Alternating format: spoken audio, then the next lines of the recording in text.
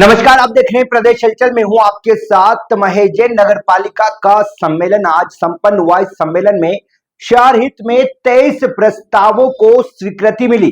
वहीं CM rise school को लेकर एक उम्मीद दिखाई दे रही थी कि परिषद के सम्मेलन में अब जगह आवंटन को लेकर लंबे समय बाद शिक्षा के क्षेत्र में बड़ी सौगात मिलेगी। सीएम राइज स्कूल के निर्माण को लेकर, जगह आवंटन को लेकर जो अड़चने आ रही है उसको परिषद की बैठक में इस प्रस्ताव को लाया गया। लेकिन फिर एक बार ऐसा लग रहा है कि भाजपा ने पूर्ण बहुमत के साथ जगह आवंटन को लेकर सहमति दी, तो कांग्रेस ने इस जगह आवंटन को लेकर आपत्ति दर्ज कराई। एक बार फिर सीएम राइज स्कूल को लेकर कहीं न कहीं उलझने बढ़ती हुई दिखाई दे रही हैं। वहीं बता दें कि कांग्रेस पार्षदों का कहना है कि हमने स्कूल का विरोध नहीं करा, हमें जगह आवंटन को लेकर आपत्ति दर्ज कराई है। जगह जो है किसी अन्य जगह आवंटित की जाए, क्योंकि वहां पर 100 से 150 परिवार सालों से वहां पर काबिज है। ऐसे में कहीं न कहीं उनका न्यायालय में प्रकरण भी चल रहा है। पहले सुनते हैं क्या कांग्रेस की आपत्ति है। मैं फिर बता दूं, आपको वापस दोहराना चाहूँगा, स्कूल का कोई विरोध नहीं, हमें बड़ी खुशी है, बनना चाहिए,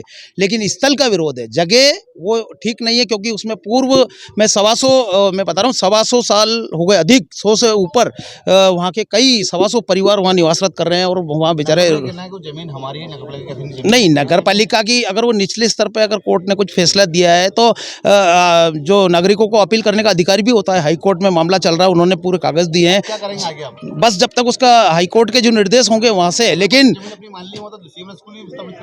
नहीं, अभी ऐसा आया है, उन्होंने कहा है कि इसको दिखवाते हैं। हमारे कुछ पार्षदों ने भी उसमें अपनी बात रखी है।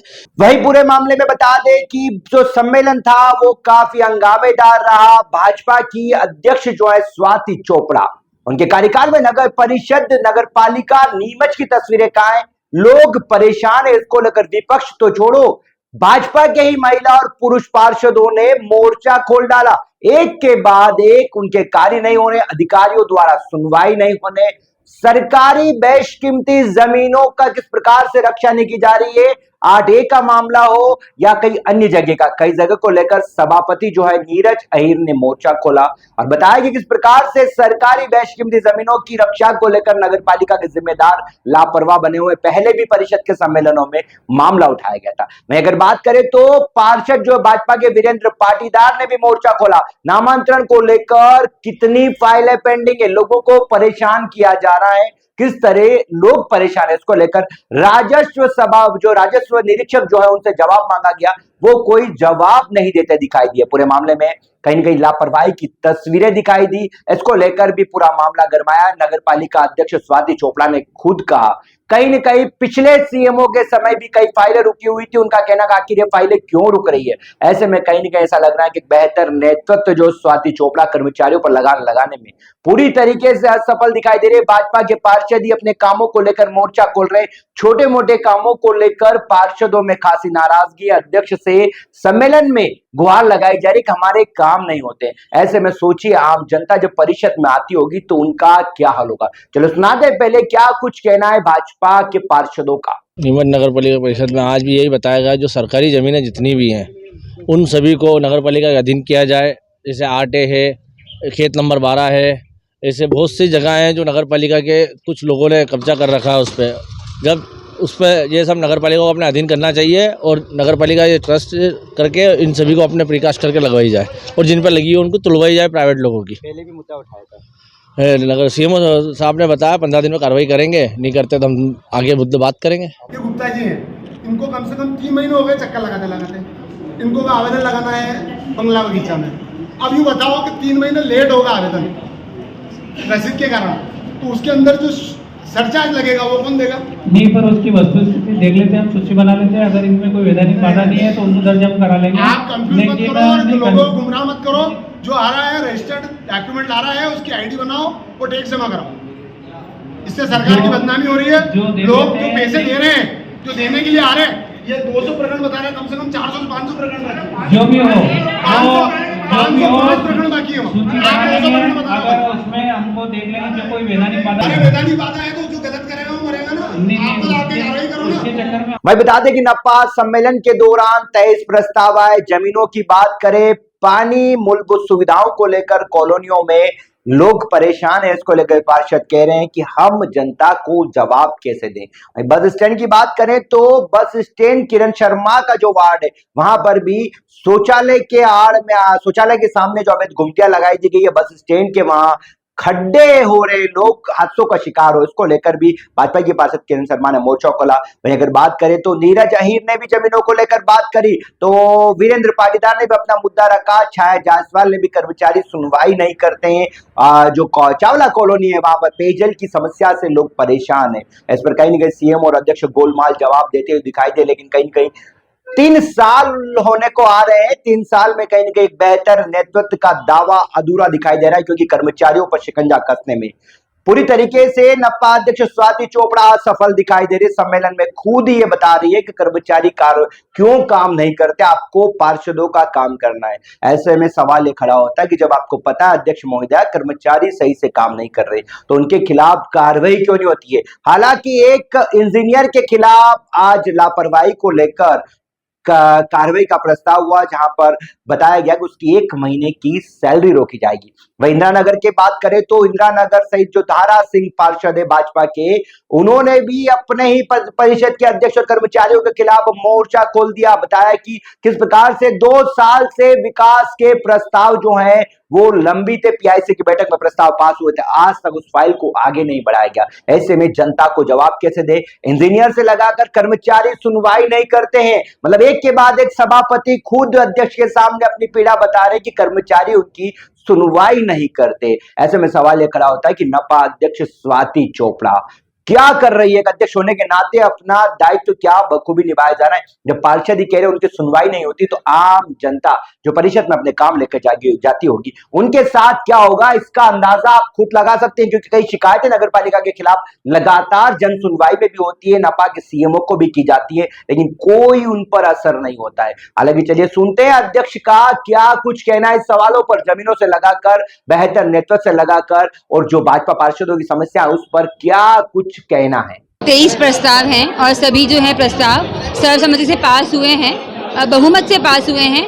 सीएम राइज एक बहुत इंपॉर्टेंट विषय था और हम चाहते हैं कि जो बच्चे हैं हमारे मध्यम वर्ग के गरीब परिवारों के लिए, उनके लिए सीएम राइज बन के तैयार हो। हमारे माननीय विधायक जी और हमारे शिक्षा मंत्री सभी का ये अनुरोध हमेशा रहा है देश में, शहर में, कि हर जगह सीएम राइज स्कूल बन रहे हैं, पीएम आवास भी बन रहे हैं, पीएम श्री भी बन रहे हैं। तो उसी शासन की जो हमारे पास एक पत्र आया था शिक्षा विभाग से, उसी को हमने आगे बढ़ाया है और जो ज़मीन है वो हमने आज नगर पालिका में प्रस्ताव रखा और वो आवंटित हुआ है। देखिए, भाजपा के पार्षदों ने सीएम राइज को बहुमत से पास किया है, कांग्रेस की वहाँ से आपत्ति आई है और ये हम लिखेंगे इसके अंदर, क्योंकि जो बच्चों का स्कूल बनता है अगर इसमें भी इनको आपत्ति है तो मेरे मन में बहुत दुख है। उन्होंने आपत्ति इस बात को लेकर की है कि वहाँ पे मजदूर और गरीब वर्ग के लोग रहते हैं, इसलिए उनका कहना है कि देखिए, अवैध अतिक्रमण बहुत जगह है, ये 2 बार नगर पालिका केस जीत चुकी है, ये नगर पालिका की जमीन है। वहाँ पर जब ईंट भट्टे थे तो पूरा पोल्यूशन की वजह से पूरे शहर में पोल्यूशन फैल रहा था।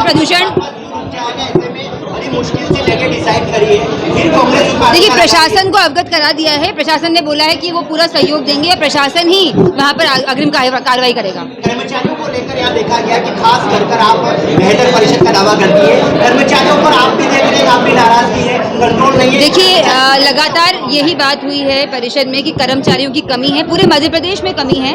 अभी आप जानते हैं कि भर्ती रुकी हुई है पूरे मध्य प्रदेश में। इंजीनियर जो हमारे हैं वो बहुत सारे रिटायर हो गए हैं, बहुत सारे जो सदस्य हैं वो कुछ शांत भी हो गए हैं। कम से कम 100 लोगों का रिटायरमेंट हुआ है पिछले 5 वर्षों में। तो जब अधिकारी कर्मचारी की कमी होती है तो दिक्कतें निश्चित आ रही हैं हमें, पर हमने ऊपर प्रयास किए हैं। अभी वापस भर्ती खुली है, हमें भर्ती करने का अधिकार नहीं है, वो परिषद जो है वो भर्ती शासन से ही हो सकती है।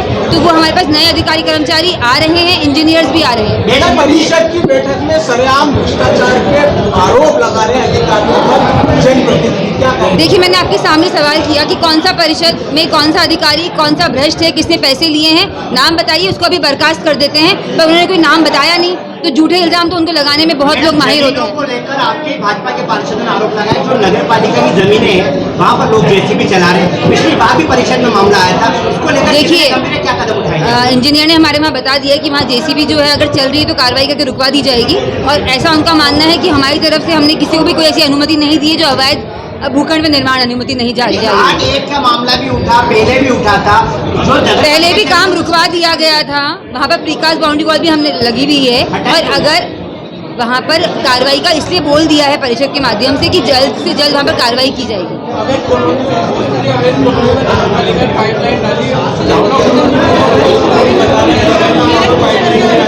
देखिए, अवैध कॉलोनियों में जो पानी की व्यवस्थाएं हैं उनको लेकर लगातार हम चिंतित भी हैं, क्योंकि अवैध कॉलोनियों में जो हमने काम कराना है, ऐसी 50 कॉलोनी चिन्हित कर ली गई है, उनका 51 करोड़ का बजट है, पूरा लेआउट बन चुका है, 51 करोड़ की व्यवस्था भी नगर पालिका के पास नहीं है। हम चाहते हैं कि सारी कॉलोनियों में, क्योंकि वो जो जनता निवासरत है उनकी कोई गलती नहीं है, उनको सारी मूलभूत सुविधाएं मिले, पानी, रोड, नाली, बिजली, उसके लिए प्रक्रिया चल रही है। शासन में हमने आपस पत्र भी लिखा है कि आप उन कॉलोनी के लिए हमको थोड़ा सा बजट उपलब्ध कराएं।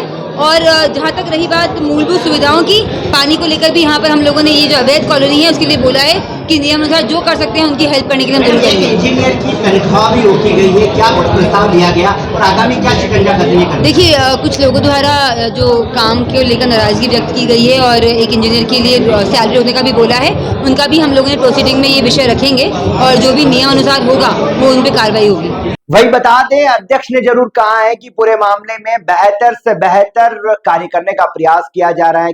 जमीनों की रक्षा को लेकर भी उन्होंने कहा मामला संज्ञान में आया, जल्द कार्रवाई की जाएगी, जमीनों की रक्षा की जाएगी। वहां पर जेसीबीयां चलाई जा रही है, इस पर बड़ा सवाल खड़ा होता है। वहीं अगर बात करें तो नेता प्रतिपक्ष योगेश प्रजापति ने एक बार फिर भाजपा के अध्यक्ष पर पलटवार करा और कहा कि पहले तो विपक्ष आरोप लगाता था, अब तो भाजपा के सभापति और पार्षद अध्यक्ष महोदया पर आरोप लगा रहे हैं कि नगर पालिका नीमच में जमीनों का खेल हो रहा है, आम लोगों के काम नहीं हो रहे हैं, भ्रष्टाचार चरम सीमा पर है। ऐसे में योगेश प्रजापति ने भी नपा अध्यक्ष स्वाति चोपड़ा को आड़े हाथों लिया और कहा कि अब तो खुद भाजपा के पार्षद आरोप लगा रहे हैं।